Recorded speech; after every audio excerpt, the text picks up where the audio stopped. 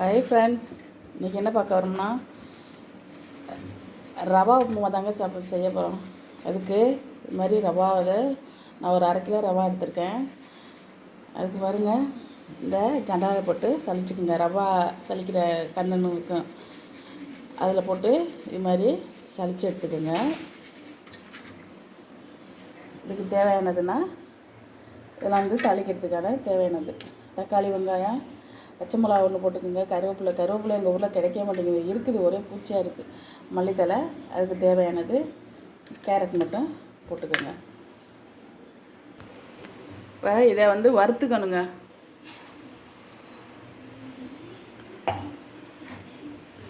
இது 1/2 கிலோ.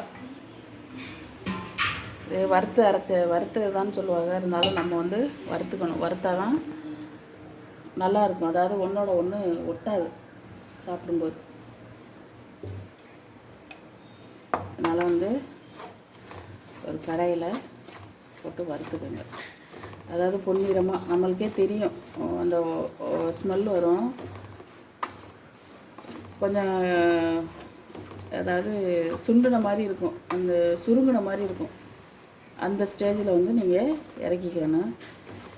இப்போ 1 டம்ளர் ரவா பொரியல்னா எதில் அளக்குறீங்களா, அதில் 1 டம்ளர் ரவா பொரியல்னா 1.5 டம்ளர் தண்ணி வச்சுக்கோங்க. அதுதான் பதம். அதுக்கு 1க்கு 1.5, இல்லாட்டி பத்தாது. இதை எப்படியே வதக்கி விட்ருவோம். வறுக்க வேண்டியது நெருங்க வறுத்து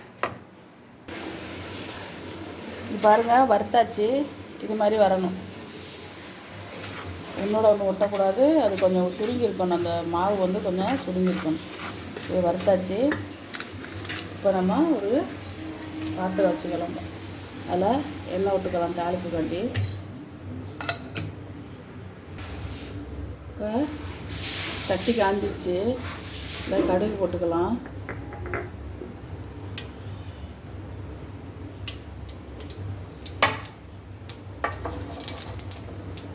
கடுகு போடையில் கண்ணை கொஞ்சம் லைட்டாக மூடிக்கோங்க. எங்கள் ஊரில் ஒரு லேடிக்கு கண்ணில் தெரிச்சு விழுந்து ரொம்ப கஷ்டமாயிடுச்சு. இல்லை வெங்காயம் போட்டுக்கோங்க. போட்டு 2 கிண்டு விட்டுக்கோங்க. அடுத்து பொடியாக நறுக்குன பெரிய தக்காளி 1 போட்டுக்கோங்க. தேவைப்பட்டனா ஸ்கிப் பண்ணிக்கோங்க. ஆனால் நாங்கள் போடுவோம், உங்களுக்கு பிடிக்கும், நல்லாயிருக்கும், டேஸ்ட்டாக இருக்கும். போட்டுக்கோங்க.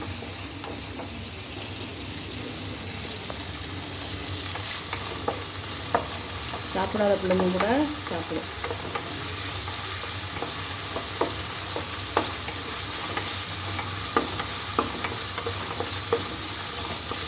அவ்வளோதான். இது ரொம்ப இது மாதிரி வதக்க வேண்டியதில்லை. சட்னி தாளிப்போம்ல அது மாதிரி இன்னும் 2 வதக்கு தான். அதோட சாறு இறங்கினாவே போதும். இப்போ இதில்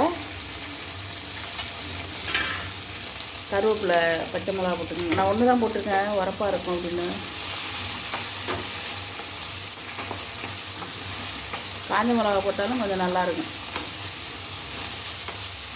போட்டதுக்கப்புறம் தண்ணி ஊற்றுனதுக்கப்புறம் கொஞ்சம் ஒன்று போட்டுக்கணும்.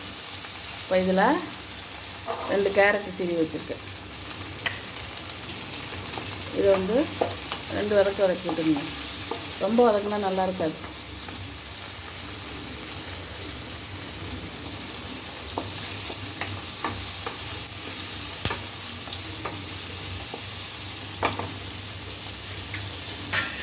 நான் வந்து இதில் வந்து 2 டம்ளர் வச்சுருக்கேன்.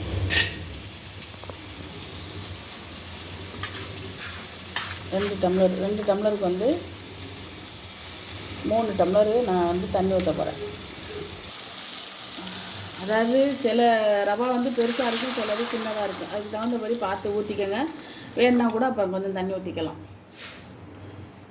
ஆமாம், நான் 3 டம்ளர் ஊற்றினேன். இப்போ ஒரு 1/2 டம்ளர் இதில் வச்சுருக்கேன். இந்த பாருங்கள், பார்த்துட்டு அதுக்கப்புறம் ஊற்றிக்கலாம். ரொம்ப தண்ணியாக போனாலும் போகும். சில ரவா வந்து தண்ணி இழுக்காது.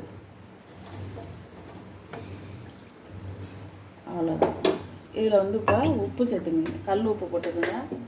எப்போவுமே தூள் உப்பு போடாதீங்க.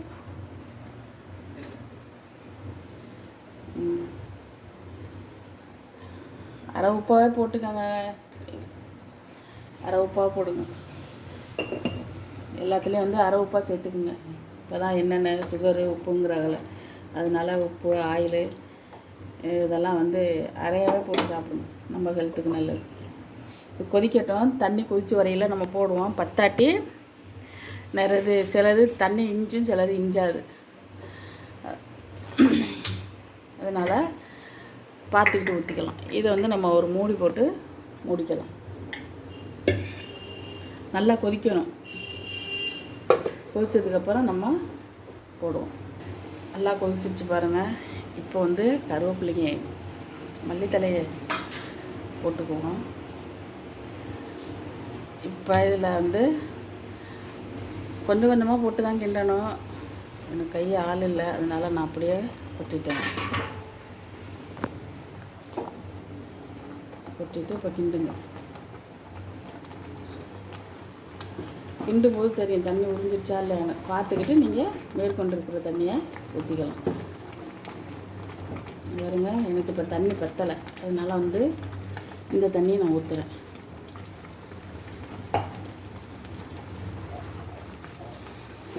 தெரியுதா? கொட்டும் போதே நம்மளுக்கு தெரியும் தண்ணி பத்துமா பத்தலையான்னு. அந்த நேரத்தில் நீங்கள் வந்து தண்ணி ஊற்றிக்க வேண்டியதும். ஆமாம், நிறையா வச்சு இது பண்ணுறதுக்கு பத்தாமல் போயிடும். பாருங்கள், இதுவுமே பத்தலை பாருங்கள், 1.5 டம்ளரே பத்தலை. அதனால் வந்து நீங்கள் கொஞ்சம் தண்ணி ஊற்றிக்க வேண்டியதும். இருங்க வரும் மேற்கொண்டு 1/2 டம்ளர் ஊற்றுனேன், அப்போவும் தண்ணி பத்தலை. இது வந்து பொடி ரவா இருக்குது, பெருசாக இருந்தால் தான் அந்த அளவுக்கு வரும். நீங்கள் வந்து பத்தாட்டி நீங்கள் வந்து தண்ணி ஊற்றி ஊற்றி கிண்டிக்க வேண்டியது. இதுதான் கல்யாண வீட்டில் செய்கிற ரவா உப்புமா. இதில் வந்து நீங்கள் போடும்போதே தண்ணியிலே வந்து வேணால் 1/2 ஸ்பூனு மஞ்சத்தூள் போட்டுக்கலாம். நான் மஞ்சத்தூள் போடல. அது மாதிரி அப்பயே சாப்பிட்றாருந்தா நீங்கள் தேங்காய் பூ போட்டுக்கோங்க, எல்லாத்தையும் ஸ்கிப் பண்ணிக்கோங்க. தேங்காய் பூ போட்டால் இன்னும் இதாக இருக்கும். ஸ்கூலுக்கு கொடுத்துறா இருந்தால் நீங்கள் தேங்காய் பூ போட வேண்டாம். இறக்கும்போது 1 ஸ்பூனு நெய் விட்டு இறக்க வேண்டியது. ரவாவில் வந்து 2 திங்ஸ் இருக்குங்க. ஒன்று சின்ன பொடி ரவா ஒன்று இருக்கும், பெரிய ரவா ஒன்று இருக்கும். பெரிய ரவா வந்து அவ்வளோதான் தண்ணி இஞ்சாது. இதுக்கு தான் வந்து நிறையா தண்ணி இஞ்சி. பார்த்துக்கிட்டு நீங்கள் அதுக்கு தகுந்தபடி போட்டுக்கோங்க தண்ணியை. கிண்டிட்டு வரேன்.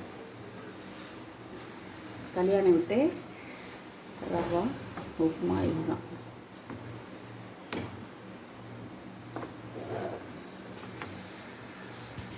இதில் நீங்கள் ஒரு 2 ஸ்பூனு கடலைப்பருப்பு வந்து வறுத்து போட்டுக்குங்க. கடலைப்பருப்பையும் கொஞ்சோண்டு உளுந்து வேணாலும் போட்டுக்குங்க, நல்லா வாசமாக இருக்கும். கடலைப்பருப்பு போட்டுக்குங்க, அதெல்லாம் தேவைப்பட்டதான். இல்லாட்டி ஸ்கிப் பண்ணிக்கோங்க. நான் எங்கள் பசங்களுக்கு பிடிக்காது அப்படின்னா போடலை.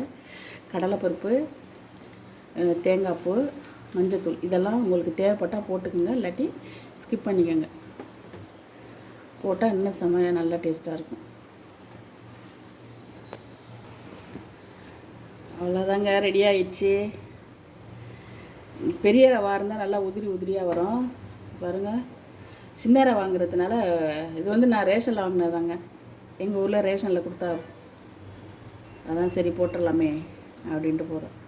ரேஷனில் இந்த மாதம் எங்களுக்கு கேசரி, சேமியா, ரவா எல்லாமே கொடுத்தாங்க. இது வந்து ரேஷனில் உள்ள இதுதான், நல்லா இருக்குது.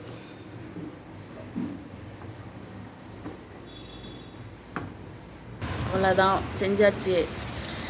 ரவா வச்சு நிறையா செய்யலாங்க. ரவா கஞ்சி செய்யலாம், ரவா கேசரி செய்யலாம், மாதிரி ரவாவில் வச்சு நிறையா செய்யலாம். ரவா உப்புமாவும் செஞ்சாச்சு. ஆமாம், இதுக்கு தொட்டுக்க என்னென்னு பார்த்தீங்கன்னா சும்மா சென்னா குருமா தாங்க வச்சுருக்கேன். இதுவும் வச்சுக்கலாம். ஜீனி வச்சு சாப்பிட்டா இன்னும் நல்லாயிருக்கும் டேஸ்ட்டாக. பிடிச்சிருந்தா லைக் பண்ணுங்கள், ஷேர் பண்ணுங்கள், கமெண்ட் பண்ணுங்கள். வாங்க சாப்பிட்லாம், வாங்க உப்புமா சாப்பிட்லாம்.